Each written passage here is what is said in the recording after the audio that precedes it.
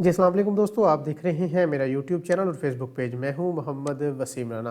दोस्तों आज की इस वीडियो में मैं आपको एफबीआर के जो एक एग्रीकल्चर पर्सन है उसके गोशवारे किस तरह से जमा होना है वो मुकम्मल डिटेल के साथ समझाऊंगा कि कैसे कैसे आपने एक्सपेंसेस को लिखना है, इनकम को कैसे आपने कोड करना है और आपने उसके एसेट्स कैसे मैनेज करने हैं। तो ये एक सिंपलीफाइड जो फार्मूला है एफबीआर का गोशवारा जमा करने का, एक सिंपल एग्रीकल्चर पर्सन का, वो मैं आपको बताऊंगा। तो वीडियो स्टार्ट करने से पहले तमाम दोस्तों से गुजारिश है कि मेरे इस चैनल को सब्सक्राइब कर लें ताकि इस तरह की इंफॉर्मेटिव वीडियो आपसे तक टाइम से पहुंचती रहे। ठीक है, तो वीडियो को अब हम स्टार्ट करते हैं। जी आयरस पे आपने चले जाना है, गूगल पे आपने आयरस लिखेंगे तो यहाँ पे हमारी ये वेबसाइट जो ऑफिशियल वेबसाइट है एफबीआर की वो ओपन हो जाएगी। आपने जिस बंदे का एनटीएन बनाया हुआ रजिस्ट्रेशन किया है आपने उसकी डिटेल यहाँ पे एंटर कर देनी है। जी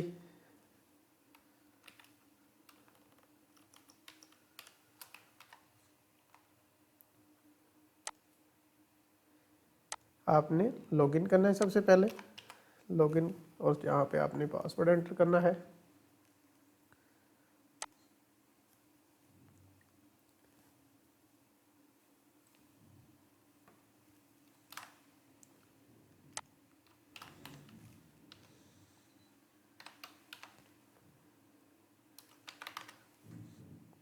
तो आप पासवर्ड लगा के लॉगिन करेंगे।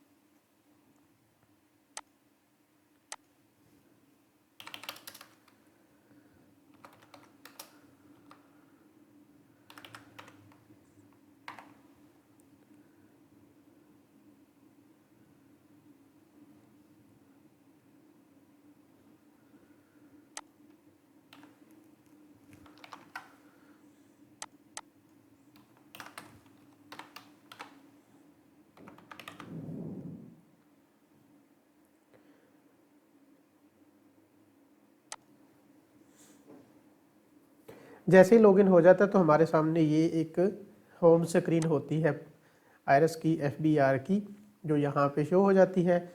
तो एग्रीकल्चर पर्सन का हमने अगर गोशवारा जमा करवाना है 2024 का, तो हमने क्या करना है, जिस भी साल का हो आपने यहाँ पे नॉर्मल रिटर्न में जाके ईयर सेलेक्ट करना होता है।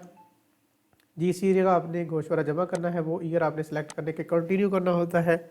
कंटिन्यू करने के बाद आपने सबसे पहले जो सेक्शन होता है इनकम का, आपने उसमें चले जाना है। ठीक है, तो जो एग्रीकल्चर पर्सन है उसकी इनकम यहाँ पे सोर्स, फॉरेन सोर्स और फॉरेन, ये एग्रीकल्चर नीचे आ रहा होता है। यहाँ पे आपने एग्रीकल्चर इनकम जो उसने टोटल पूरे साल में कमाया होता है, आपने अपनी जो इनकम है आफ्टर एक्सपेंसेस आपने यहाँ पे मेंशन करनी होती है। ठीक है, ये अमाउंट आप मेंशन करके, ये अमाउंट जो है वो यहाँ पे एग्जाम्प्ट अमाउंट होती है अप टू 600,000, यानी कि 6 लाख तक आपकी अमाउंट जो है वो एग्जाम्प्टेड होती है। और एक अगर आपने प्रोविंस को टैक्स पे किया है, पंजाब गवर्नमेंट को, या जो भी आपका मुतलका सूबा है उसको जो टैक्स पे किया, तो वो आपने नीचे अमाउंट मेंशन कर देनी है। इस अमाउंट को अब आपने चले जाना है रिकॉन्सिलेशन में, वेल्थ स्टेटमेंट में।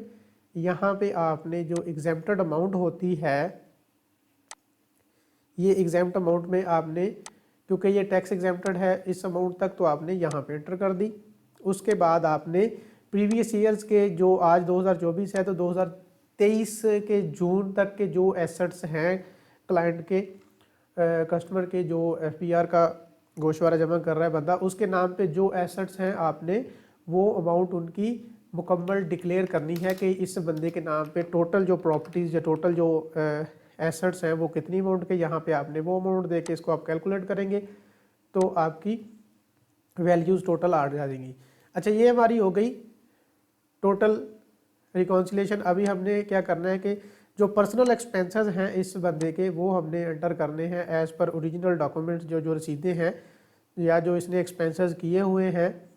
तो सबसे पहले तो हमने क्या करना है कि टोटल जो साल के इसने बिल पे किए हैं इलेक्ट्रिसिटी के, उनका टोटल यहाँ पे हमने एंटर कर देना, जो इसके नाम पे मीटर लगा हुआ है। तो ये जो टोटल इलेक्ट्रिसिटी के बिल टोटल हैं वो पे कर किए हैं। और उसके बाद आपने टेलीफोन जो यूज़ करता है, जो मोबाइल यूज़ करता है, तो उसका भी आप बिल जनरेट कर सकते हैं व्हाट्सएप के ज़रिए, तमाम कंपनी दे देती हैं। तो उसका जो टोटल है वो भी आपने यहाँ पे लिख देना है। ये अमाउंट जो है वो आपने यहाँ से ले लेनी है। उसके बाद साल के दौरान में जो टैक्सेस पे किए हैं वो आपने लिख देने हैं। 2000 रुपया को प्रोविंशियल गवर्नमेंट को पे किया है तो प्रोविंशियल गवर्नमेंट का। उसके अलावा बच्चों की एजुकेशनल एक्सपेंसेस हैं साल के, तो वो यहाँ पे जो है वो मेंशन हो जाएंगे, जो फीसेस के वोचर्स आपके पास होंगे, ठीक है। उसके बाद आपके जो मिसलिनियस एक्सपेंसेस हैं, जो आप हाउस होल्ड को चलाने के लिए मंथली आप 20-25 हज़ार की ग्रोसरी वगैरह करते हैं, तो जो भी एक्सपेंसेस होंगे वो यहाँ पे आप मेंशन करेंगे अदर्स में, ठीक है। तो ये आपके सालाना एक्सपेंसेस जो हैं वो यहाँ से कैलकुलेट हो जाएंगे और आपकी इनकम में से ऑटोमेटिकली माइनस हो जाते हैं, ठीक है जी। आप इसको एक दफ़ा सेव कर लें। सेव करने के बाद आपने चले जाना है अपने एसेट्स में, ठीक है। एसेट्स की अमाउंट में सबसे पहले जो आपके नाम पे एग्रीकल्चर प्रॉपर्टीज़ हैं, जो या आपने कोई ठेके पे चीज़ ली हुई है, वो चीज़ें जो यहाँ पे आप एंटर कर सकते हैं। उसमें सबसे मेन चीज़ होती है एग्रीकल्चर प्रॉपर्टी जो आपके नाम पे हो, ठीक है, वो यहाँ पे होती है। ठेके वाली ज़मीन जो है वो आपके नाम पे नहीं होती, तो उसका एक्सपेंस तो आप डाल सकते हैं लेकिन आप ज़मीन अपने नाम पे नहीं डाल सकते, ठीक है। तो उसके बाद आपके पास जो हाउस होल्ड में आपकी आइटम्स हैं, आपने उनकी एक वैल्यू जितनी बनती है वो आपने डालनी है यहाँ पे। उसके बाद आपकी पर्सनल आइटम, जिसमें आपकी कोई मोबाइल जो चीज़ें, जो घड़ी या कोई कपड़े वगैरह, ये चीज़ें जितनी अमाउंट की आपके पास है वो आपने लिखनी होती है। कैश आपके पास फिजिकली जितना पड़ा है आपने वो अमाउंट लिखनी होती है, ठीक है। आपके पास जो कैश अवेलेबल है वो आपने लिखना होता है यहाँ पे। और उसके बाद यहाँ पे आपने अपने अकाउंट्स की डिटेल देनी होती है, जितने आपके बैंक का इन्वेस्टमेंट पड़ी है, किसी भी बैंक में अकाउंट है तो यहाँ पे IBAN दे के अकाउंट में वो लिखना होता है, अगर आपका है। अगर नहीं है तो आपने इसको छोड़ देना है, ठीक है। उसके बाद आपके जो भी एसेट्स बकाया, छोटे मोटे आपके तमाम एसेट्स होते हैं, जिनमें डिफरेंट चीज़ें हो सकती हैं, प्राइस बॉन्ड्स की सूरत में, बैंक बैलेंस की सूरत में, जिसका जो है वो जिस तरह से TDR हो सकता है। तो यहाँ पे आपने कैश प्लस बैंक बैलेंसेस यहाँ पे आपने एंटर करके जो रिकॉन्सिलेशन वाली अमाउंट है आपने यहाँ से रिकॉन्सिलेशन में चले जाना है। तो ये जो रिकॉन्सिलेशन वाली अमाउंट है आपने उठा के यहाँ से इसको कॉपी करें और इस वाली अमाउंट में डाल दें, ताकि आपके जो एसेट्स हैं, जो छोटे मोटे एसेट्स आप किसी जगह पे काउंट नहीं कर सकते, तो वो टोटल इसमें फॉल कर जाएंगी। अगर आपने बैंक डिपॉजिट प्रॉपरली मेंशन नहीं किया तो वो भी इसमें एडजस्ट हो सकता है, ठीक है।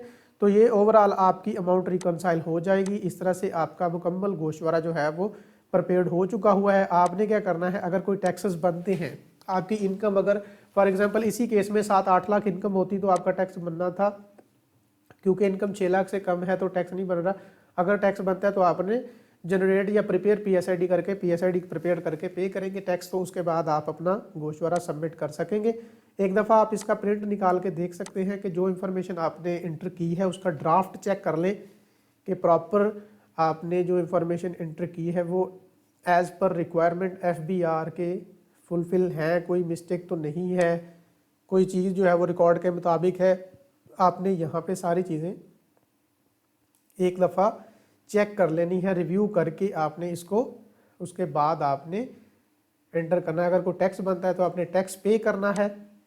तो यहाँ पे इस केस में कोई टैक्स नहीं है, आपने 2000 RRD प्रोविंशियल गवर्नमेंट को पे कर दिया हुआ है, तो जो स्लैब है वो भी 6 लाख से कम है। तो आपने इसको सबमिट करेंगे, यहाँ पे आप पिन अप्लाई कर देंगे, पिन अप्लाई करेंगे, सबमिट करेंगे, तो आपका जो एग्रीकल्चर पर्सन का जो गोशवारा है वो सक्सेसफुली सबमिट हो चुका हुआ है। अब इसके बाद आप इसकी PSID पे करते हैं ATL सरचार्जेस वाली, जैसे ही वो मैंने गुज़िश्ता वीडियो में आपको समझा दी है कि PSID किस तरह से जनरेट करनी है, और उससे प्रीवियस वीडियो में मैंने बताया कि ऑनलाइन पे किस तरह से करनी है। मुकम्मल एक बंदे को गोशवारे जमा करवाने तक का प्रोसेस मैंने समझा दिया। तो उम्मीद करता हूँ आपको बहुत सारी चीज़ों की अंडरस्टैंडिंग हो गई होगी। इसी तरह की मज़ीद वीडियो देखने के लिए इस चैनल को सब्सक्राइब कर लें, ताकि आप तक इंफॉर्मेशन जो है वो टाइम से पहुँचती रहे। वीडियो एंड तक देखने का बहुत बहुत शुक्रिया। अपना ख्याल रखिएगा। अगली वीडियो तक के लिए दें मुझे इजाज़त। बहुत बहुत शुक्रिया। अल्लाह हाफिज़।